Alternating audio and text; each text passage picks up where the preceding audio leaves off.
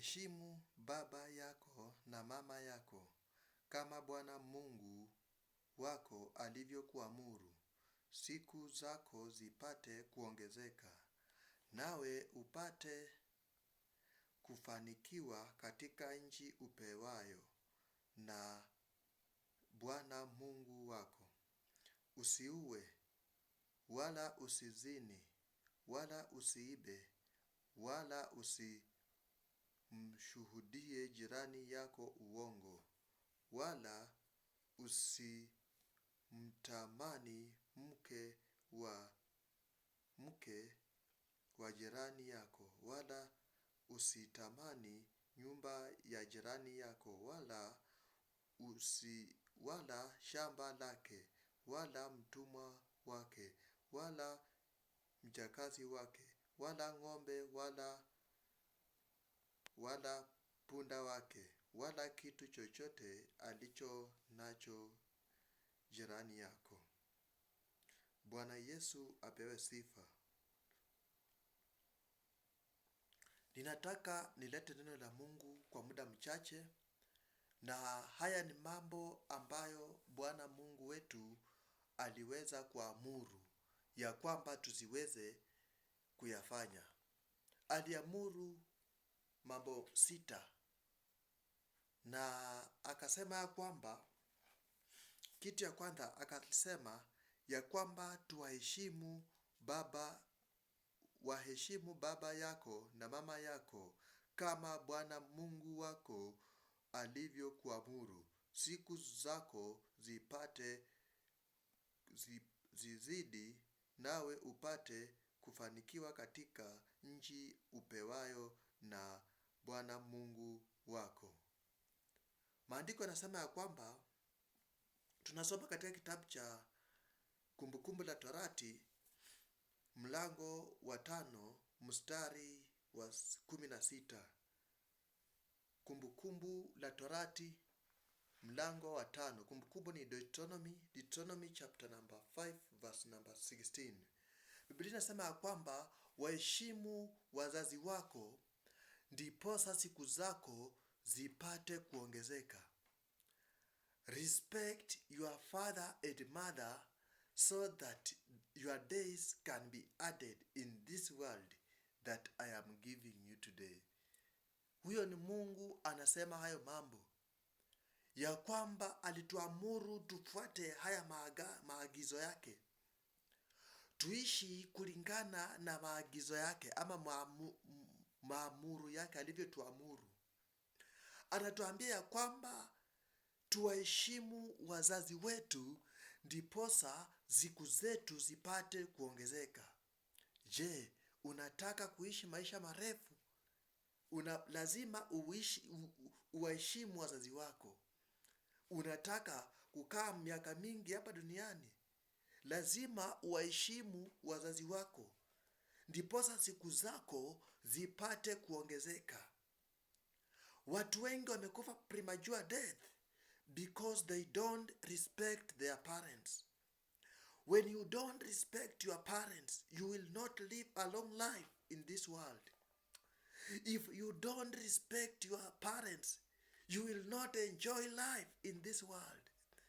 Because God himself say that respect your father and mother, so that you can live a long life in this world that I am giving you today.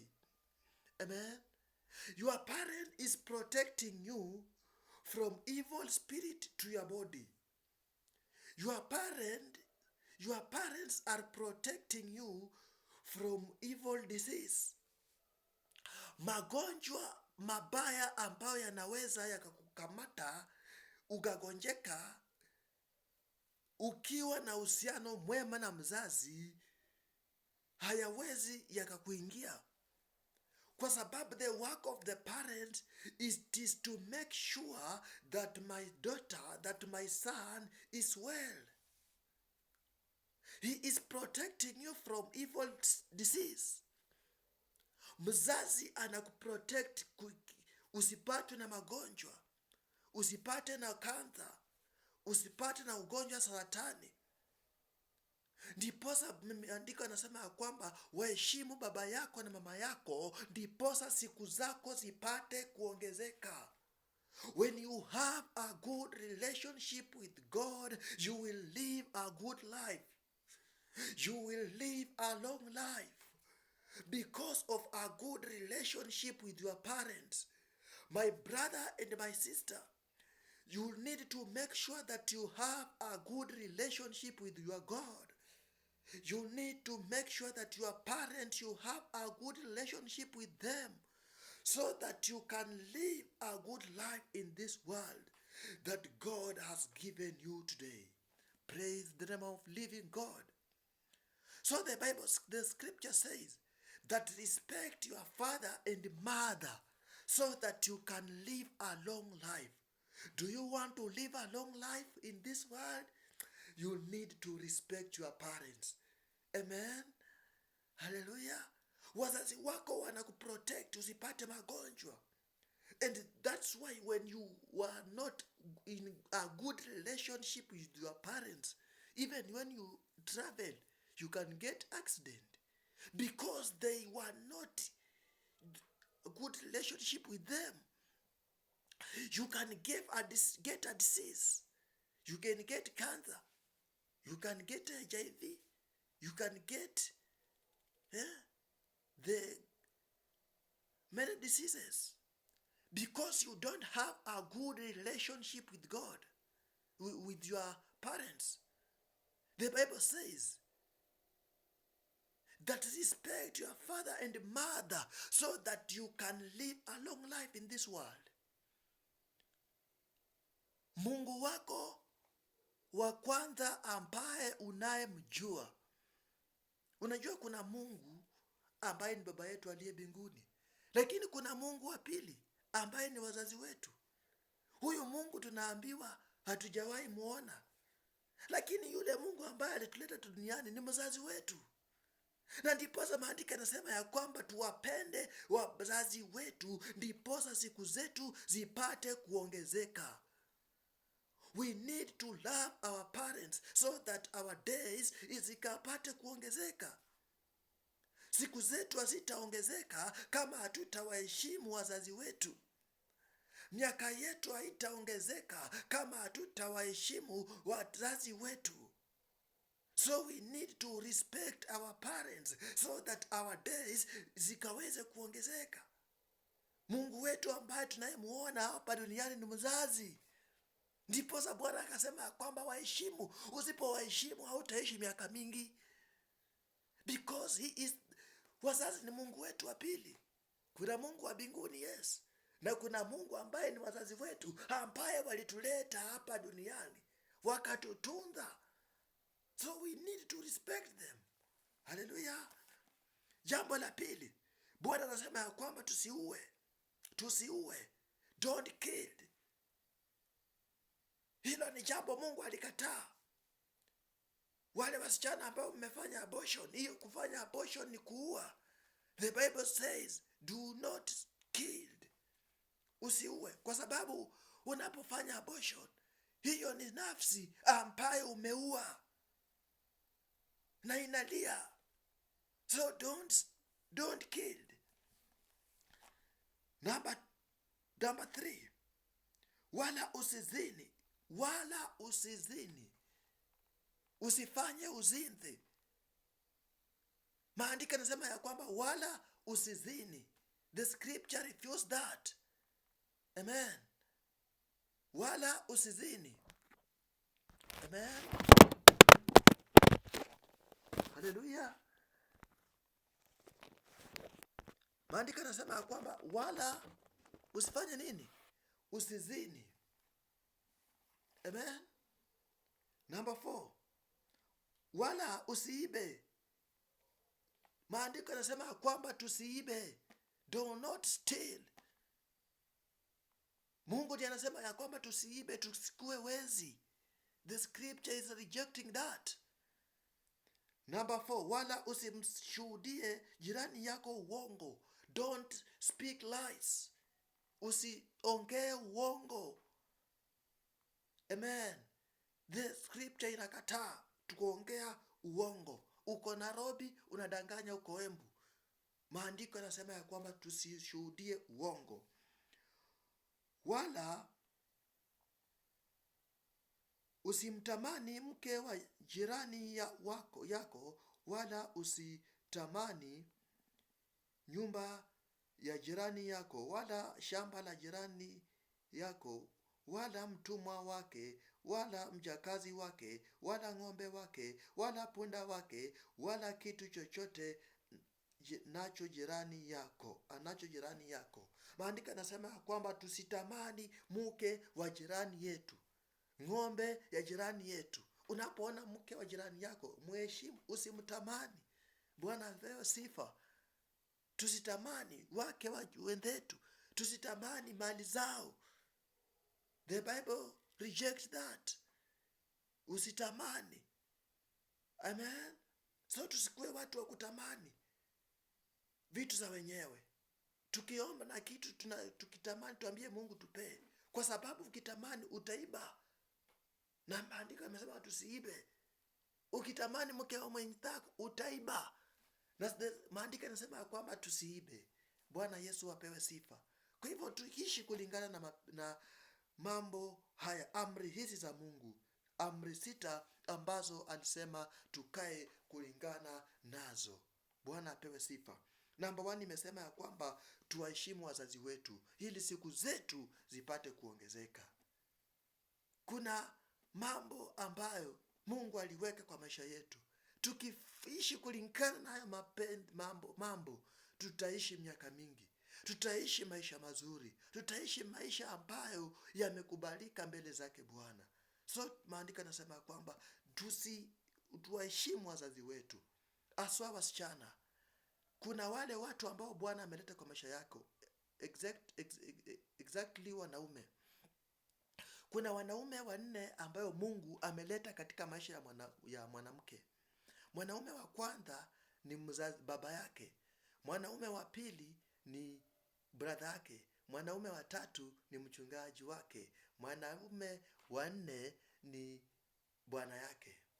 Number 1. Mwanaume wa kwanza ambao Mungu ameleta katika maisha ya mwanamke, nitaguzia hii, ni baba yake. Baba yako anakuprotect kwa magonjwa, usipate magonjwa. Na ndio maana hata ukiolewa na mume akupende, akukumbatia, kuwa na kubeba, kukupeleka kwa kitanda, bila uhusiano mwema na baba yako utakufa mapema. Bwana apewe sifa. Hautaishi miaka mingi. So a good relationship with your father. Number 2, mwanaume wa pili ambao Mungu ameleta kwa maisha ya mwanamke ni brother yake. Brother yako ni wa muhimu. Anakuprotect against the familiar spirit. When the familiar spirit came to you, na inapata uko na uhusiano mwema na vijana wa brother zako, hiyo mapepo yanakujanga kwa kifua ya mwanaume alafu yanaenda. Lakini ukiwa hauna uhusiano mwema na brother yako, ni vyema sana, ni haraka sana kupigwa na mapepo ya kifamilia. Ni vyema sana kupatwa na mikosi, kupatwa na ajali, kwa sababu you don't have a good relationship with your brother. Mapepo ya kifamilia yanakujanga, yanajigonga kwa kifua ya mwanaume ya brother yako, yanaenda, hayakufikii. Brother yako ni ngao ambayo inakulinda katika maroho ya kifamilia. Na ndio maana msichana akikosana na brother yake, anaendaga kutafuta boyfriend, akidhania kwamba boyfriend he will protect, he will give him what his brother was giving him. But atatembea kwa wanaume wengi akitafuta that security of his brother. But because boyfriend he cannot provide that, you will walk. Utatembea na wanaume wengi ukitafuta chenye brother yake alikuwa na kupea, ambayo ni ngao, security ya familiar spirit. Bwana Yesu apewe sifa. Mwanaume wa 3 katika maisha ya mwanamke ni mchungaji wake.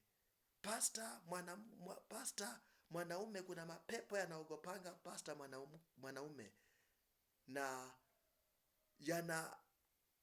Kwa hivyo unapaswa kuwa na pasta mwanaume ndiye akemee hayo mapepo.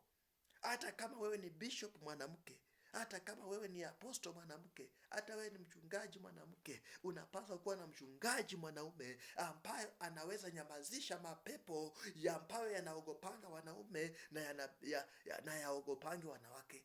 So mchungaji mwanaume ako na power ya kuyanyamazisha. Mwanaume wanne katika maisha ya mwanamke ni bwana yake. Bwana yako anakuprotect. Wakati unaitwa mume wa mtu, unapata hiyo heshima ya kuitwa mume wa mtu. Bwana Yesu apewe sifa. Kwa hivyo unapaswa kuwa vizuri na mume wako. Na maandiko yanasema ya kwamba kichwa ya Yesu ni Mungu. Kichwa ya mwanaume ni Kristo na kichwa ya mwanamke ni mwanaume. Kwa hivyo mwanamke ambaye hana mume hana kichwa. Na ndio maana wamama wengi singles mother wamedanganywa sana, wamekoniwa sana kwa sababu hawana kichwa. Mtu akiwa hana kichwa anaendanga kama kuku yenye imekatwa kichwa. Anaenda huku anafikiria kwa njia, kumbe anaenda kwa moto. Haleluya. Unamwombea hii anakuletea pande hii, anamwambia niombee. Ukimwombea hii anakuambia hapa. Ukimwombea hapa anarudi, anakuwa hana kichwa, hana mwelekeo. Anaenda jehanamu na anasema naenda Kanani kwa sababu hana kichwa. Kichwa ya mwanamke ni mwanaume. Kichwa ya mwanaume ni Kristo na kichwa ya Kristo ni Mungu. Ndiposa Kristo akasema ya kwamba sipaswi kufanya jambo lolote pasipo kumuuliza Baba, kwa sababu Baba ndiye kichwa yake Kristo. So mwanamke mwenye hana mume, yeye hana kichwa, na ndio maana hana mwelekeo. Bwana apewe sifa. Amen. Na mwanaume mwenye hana Kristo, yeye hana kichwa, na ndio maana wanaume wenye hawajaokoka hawana mwelekeo, wanaenda all the sides. Amen. So hao ndio wanaume ambao Bwana aliwaleta katika maisha ya mwanamke, na anapaswa kuishi kulingana, kuwakubali jinsi walivyo. Bwana Yesu apewe sifa. Kwa hivyo naona kipindi changu kimefika mwisho. Nimekuwa nikifundisha katika kipindi hiki cha personal feeding ambacho nakuletea kila siku ya wiki, na ninakufundisha jinsi ya kukaa katika neno la Mungu. Ni ushirika ambao nimeanza kila siku YouTube, Facebook, TikTok. Nitakuwa ninakuletea kipindi hiki cha personal feeding fellowship na mchungaji na brother Gideon Opingo, na Mungu ataweza kukubariki. Nimekuwa nikifundisha mafundisho haya 6 jinsi Mungu alivyoamuru tuishi kulingana na mapenzi yake. Mambo haya 6 amesema tuwaheshimu wazazi wetu, tusiue, tusizini, wala tusiibe, wala tusishuhudie jirani yetu uongo, wala tusitamani mke wa jirani yetu, wala mtumwa wake, wala mjakazi, wala ng'ombe, wala whatever and whatever. So tunapaswa kutii hizi amri za Mungu 6 na tutaishi miaka mingi. Kama kuna amri na kushinda kutii, na nataka nikuombee siku ya leo, Mungu akusaidie. Funga macho yako na uinue mkono wako juu. Baba, katika jina la Yesu, nimeongea na msikilizaji wangu kupitia neno lako Bwana, na Bwana ananitazama siku hii ya leo. Na Bwana, amri hizi 6 ambazo umesema tuzitii, Jehova, kuna wengine wameshindwa kuzitii, wengine wameshindwa kuheshimu wazazi wako, wengine wameshindwa wameua, wengine wamezini, wengine wameiba, wengine wameshuhudia uongo, wengine wametamani mke wa mwenzake, vitu za mwenzake. Bwana, wasaidie waweze kuishi kulingana na amri hizi Jehova. Kama ni amri moja imekushinda, Mungu akusaidie mpendwa msikilizaji. Mungu akutie nguvu ukaweza kuliishi kulingana na amri zake 6 Bwana. Baba, ninaombea mpendwa huyo, ninaombea dada huyo, leo akaweze kuishi kulingana na mapenzi yako Jehova, akaishi kulingana na hizi amri Bwana, kama vile umesema ya kwamba tuwaheshimu wazazi wetu. Bwana, tusaidie kuwaheshimu kama vile umesema Bwana, tusiue Jehova, tusaidie Bwana, tusiue Jehova, kama vile Bwana umesema tusizini, tusaidie Bwana tusizini, kama vile Bwana umesema ya kwamba tusiibe, tusaidie Jehova tusiibe, kama vile Bwana umesema kwamba tusishuhudie jirani yetu uongo. Bwana, tusaidie tusiweze kuongea uongo tena. Baba, ukasema ya kwamba tusitamani mke wa jirani yetu, wala tusitamani nyumba yake wala ng'ombe yake Jehova. Baba, tusaidie tusikue watu wa tamaa, ili tuishi kulingana na mapenzi yako Bwana. Baba, tunakuomba Jehova Mungu, ukazidi kutusimama nasi, ukazidi kutusaidia Bwana kuishi kulingana na mapenzi yako Bwana, na sifa na utukufu Jehova. Naombea ndugu huyo, naombea huyu dada Bwana, ukaweze kumkumbuka, ukaweze kukumbuka maisha yake, ukaweze kumpa mwelekeo Bwana. Wengi wanaishi bila mwelekeo, wanakaa kama kuku wenye hawana kichwa. Jehova, ninawaombea leo Bwana, ukawape kichwa. Kuna wadada wana waume Bwana, ukawape waume Bwana. Kuna wanaume hawana Yesu Bwana, na umesema kichwa ya mwanaume ni Kristo Bwana, ukawaunganishe na Kristo.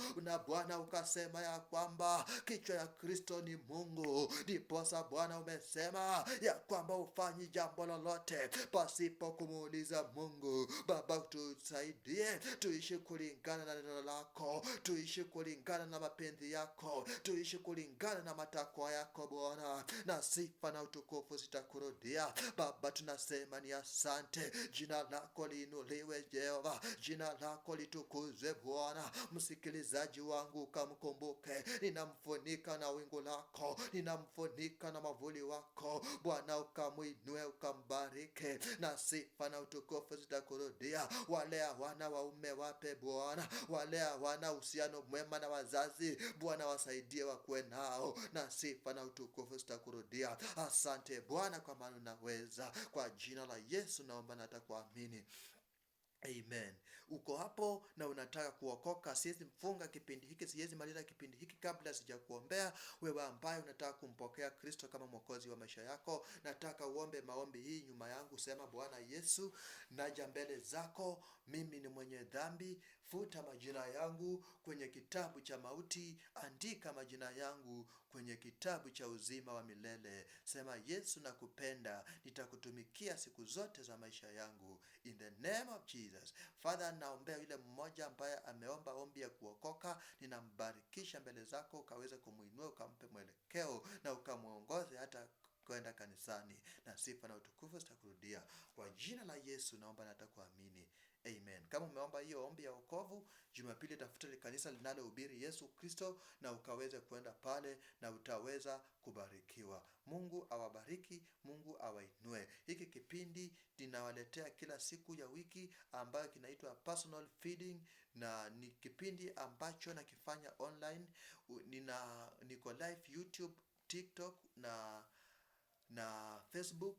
Unaenda unaweka Gideon Opingo na utaweza kupata mafundisho yetu, mafundisho ambayo ni ya Kristo, ya kupeleka watu mbinguni, na Mungu atawabariki. Usingoje mpaka siku ya Jumapili ndio ukaweze kwenda kulishwa neno, lakini unapaswa kwenda kukula neno kila siku. Na ndiposa kipindi hiki cha Personal Feeding Fellowship Ministry kimekuja, na kwa sababu ya kukubariki na kukupeleka hatua nyingine. May God bless you, may God do you good. Tukutane siku ya kesho kwa masaa kama haya, na Mungu atakubariki. May God bless you. Shalom, shalom. Amen.